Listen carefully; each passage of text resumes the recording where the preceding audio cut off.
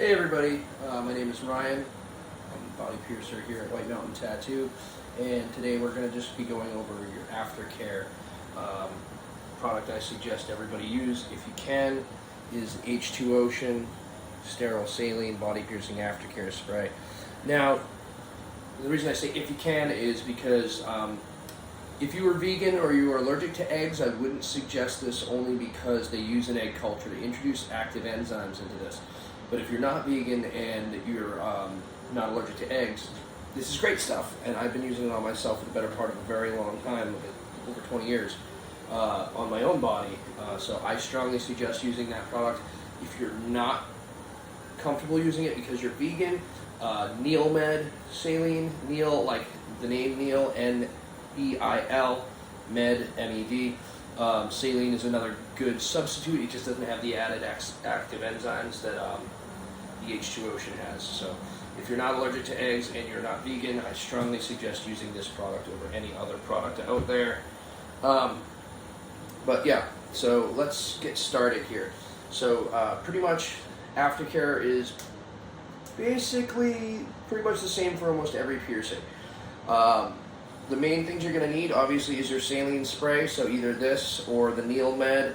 The reason I suggest these two specifically is because neither of these products have any chemicals added to them. They are just saline. But then this has the active enzymes as well, which are awesome because those work alongside the body's immune system to promote better, faster, natural healing.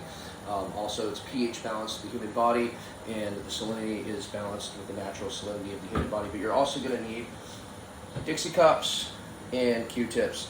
The reason I suggest Dixie cups over like using a shot glass or something like that is that shot glasses can have bacteria and stuff. And this is single use, you throw it away every time. What you're going to do is you're going to take your H2 Ocean and you're going to spray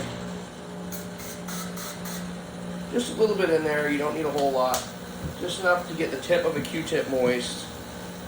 And you're going to use that to, and I'll just use my piercing as an example. You're just going to gently clean around the outside of your piercing, and then for the nose you would go up inside, but like for the ear you would do front and back. You know what I mean? Septum you would do both sides. So eyebrow again, top and bottom, and then once you're done with that, you're going to take your saline and you're going to spray just a little bit like that right on your piercing, and just let that soak in. I want you to do that thorough clean in the morning when you wake up and at night before you go to bed. Then 2 to 3 times throughout the day, just give it a little spritz with that. You don't need much, just a little, you know, and that's it. That's all you're going to do. Now, you don't want to twist or turn your piercings. That's bad advice. All that does is promote scarring and irritation that can lead to other problems that you don't want to deal with. Let's see, what else do we have here? Piercings on average take about 6 months to a year to become fully healed. So bearing that in mind, we're going to go over a few other things.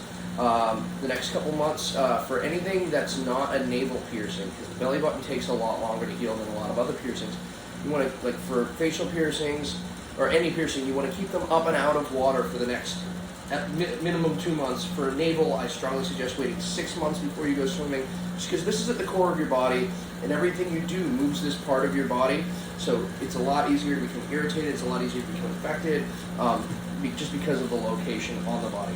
So if you can just kind of avoid submerging the belly button for 6 months is what I suggest. Some people say that's ridiculous, it's too long.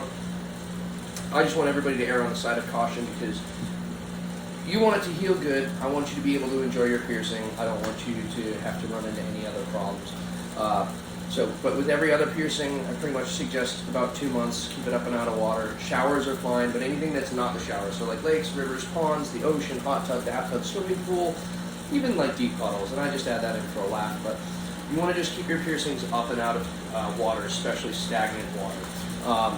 But again, showers are fine. Now in the shower, you just don't want to let the water hammer down on your new piercing, so whatever it is, I mean like with the belly button, it's not like somebody stands in the shower like this.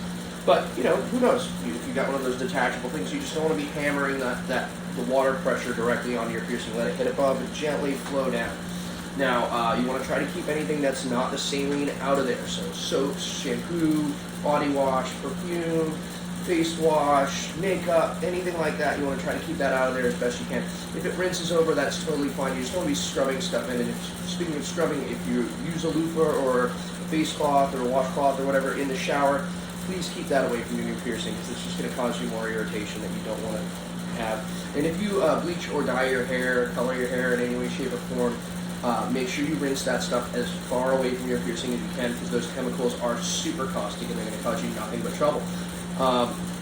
Now, when you get out of the shower, try not to be aggressive with a towel around your piercings. And I have like a 3-word mantra for healing.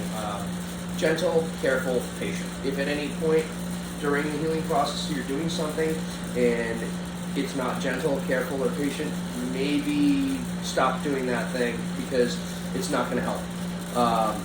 And again, when you're doing the Q-tip on your piercing there, you want to be just gentle, gentle, gentle.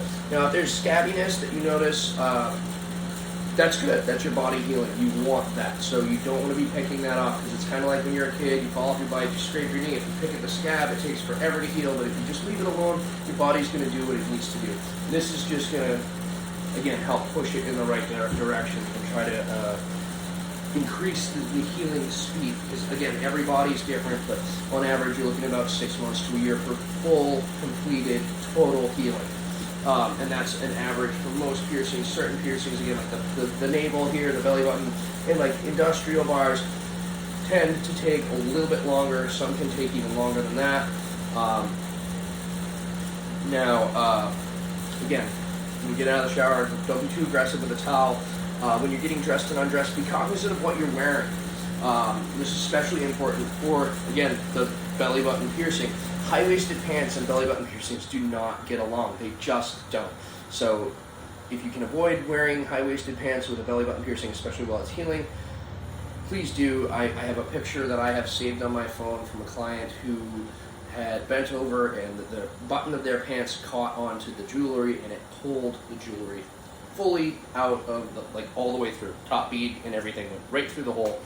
Pretty brutal, and I don't want anything like that to happen to anybody ever, because we want you to enjoy your piercing, and we're here to help you decorate your body and express yourself. So just be careful when you're getting dressed, when you're getting undressed. Be cognizant of what you're wearing, depending on what you have for piercing. Like if you have an eyebrow piercing and your hat constantly on and off, or like if you have an industrial and you're wearing glasses, stuff like that. Like, if you're really active with sports, piercings really may not be the best thing for you, just because a lot of times they want you to take them out, or if you're going for the big slide and you bang your piercing and then you're like, oh god, this is really unpleasant. So these are just things to think about when you're making the decision as well. The last little thing I want to kind of cover is sleeping.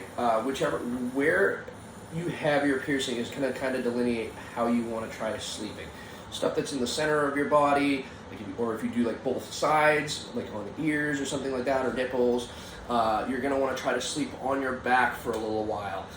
Now, if you find this difficult to do, one thing that I find helps me is I'll have a pillow behind my head and one under each shoulder, and sometimes even under my knees, and that kind of like makes you a little less, and it makes it hard for you to wiggle around, just so you're not slamming your piercings off pillowcases and stuff like that.